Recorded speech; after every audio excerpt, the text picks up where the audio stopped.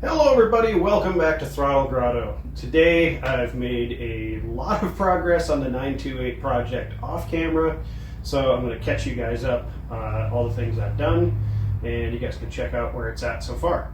Stay tuned.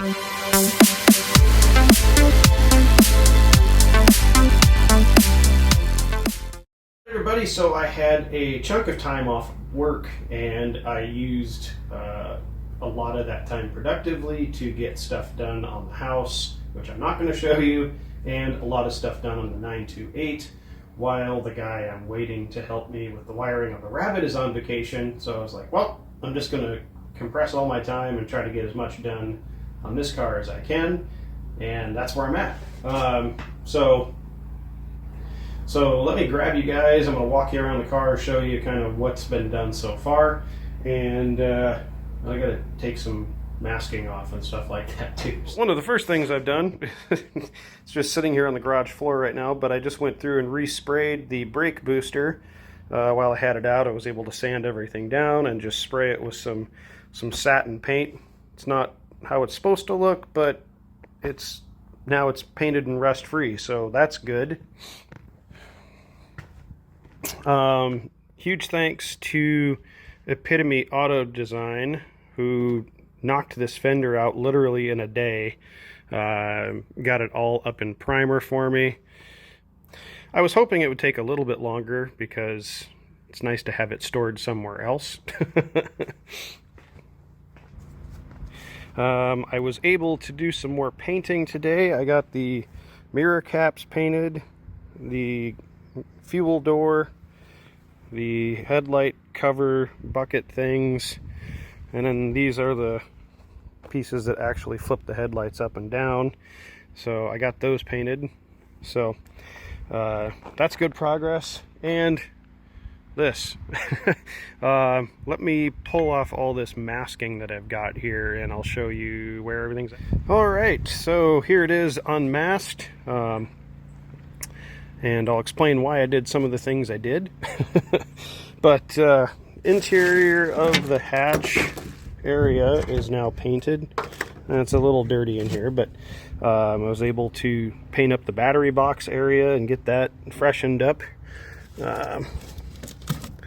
Still got a glove in here masking off that battery cable, but that's okay.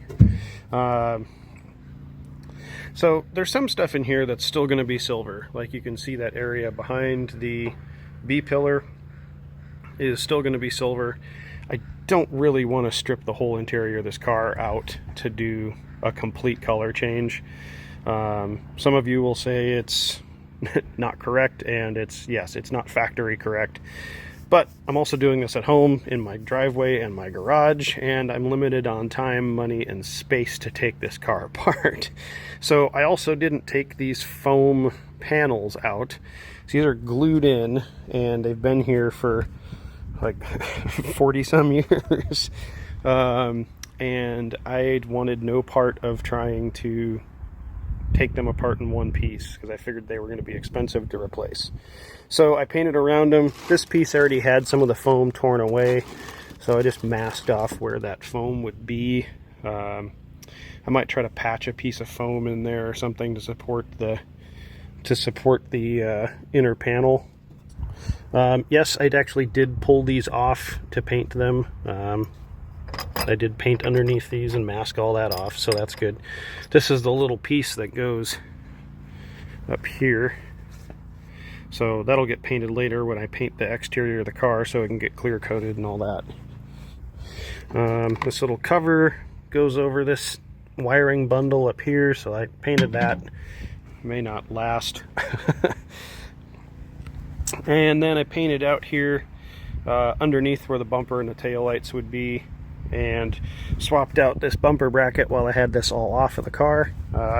Super easy to do. All right, so I'll explain to you my theory of why I'm doing things the way I'm doing them right now. I definitely wanted to paint the hatch area on its own before I got to all this, like the outside and everything going on outside the car.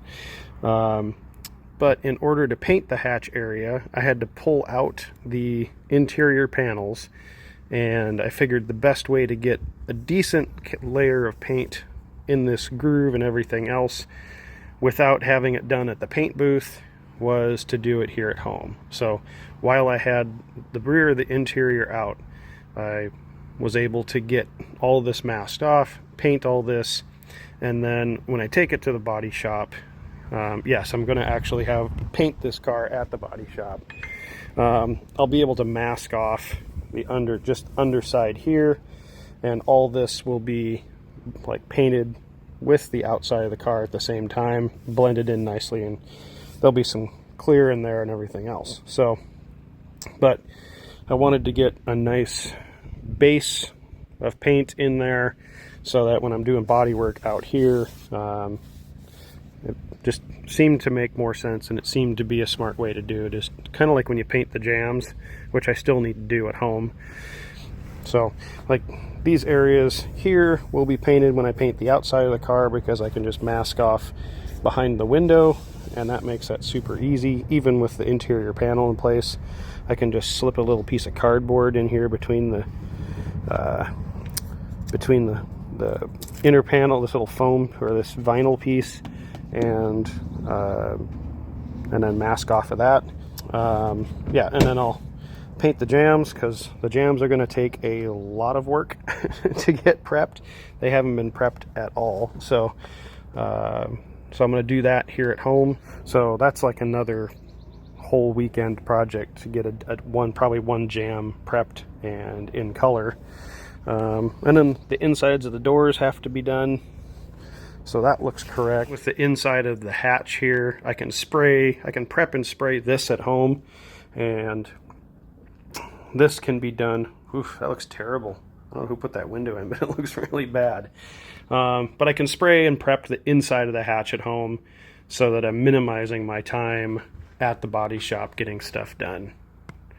So that's kind of the idea behind getting the bumpers, which are now up in the attic, and the fenders done, kind of everything ready to go to get prepped for time at the body shop. All right, so some of you will say, Jeff, you're just a fledgling YouTuber that makes $30 a month off of YouTube. How can you afford to paint a car at a body shop?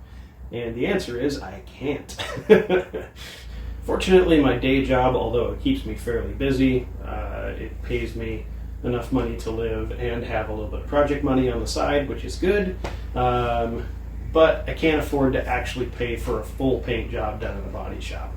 So I'm going to do it myself, and I have a friend of mine that has a body shop and is going to let me rent the paint booth over a weekend. So that's my plan, is to save some money by doing the work myself.